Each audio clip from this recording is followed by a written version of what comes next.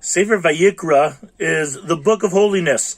The Torah tells us about three components that go into various aspects of Kedusha in our life. You have Kedusha of the place, Kedushas Makom. The beginning of Sefer Vayikra is about the inauguration of the Mishkan, which at the time was the holiest place in the world.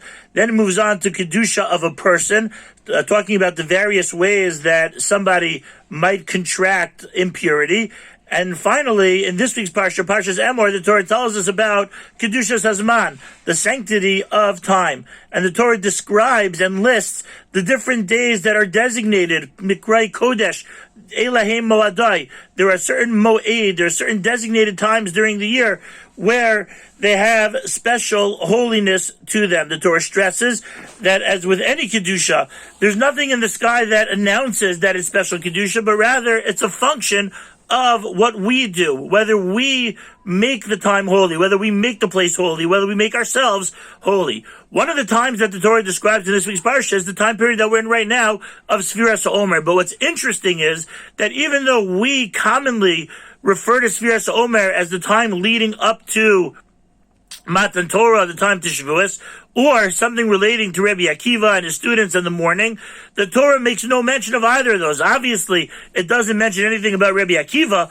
because that happened way after. But there's no mention even of Shavuos and of Matan Torah. So why is that? If you look at what the Torah does describe, the Torah does tell us a lot about agriculture. That is during this time of year that we're starting to cut the new grains, the new barley, the new wheat. There's a agricultural carbon that's brought on the second day of Pesach that triggers the Sfiras Omer. There's a wheat carbon that culminates this time period on Shavuos. There's a whole lot about the farmer.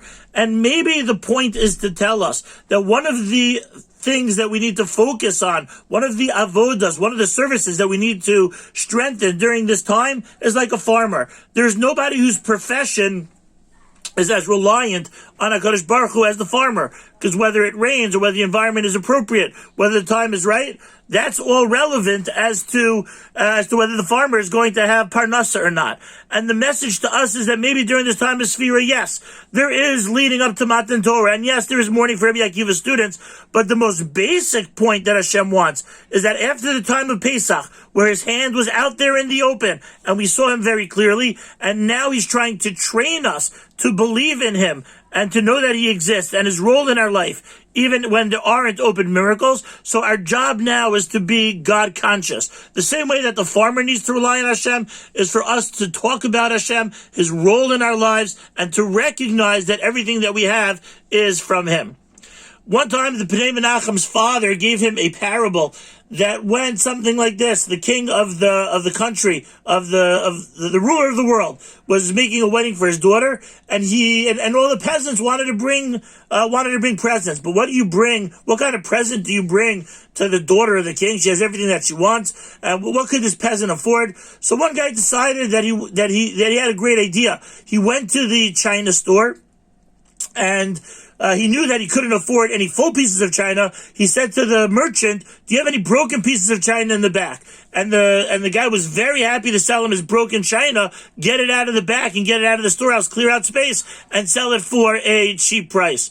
So the peasant brings the present, and then he's hoping that the king's going to understand that as the wagon was bobbing on its way to the palace, so the china broke. They're at the wedding, and guards come over to this peasant, and they said, "You're being thrown in jail. The king's going to deal with you tomorrow. You can plead for your life." The guy's wondering, how did the king know that I brought broken china? How did he know that didn't break on the way? And when he met with the king said, "Of course it wasn't broken on the way. Each piece of broken china was individually wrapped."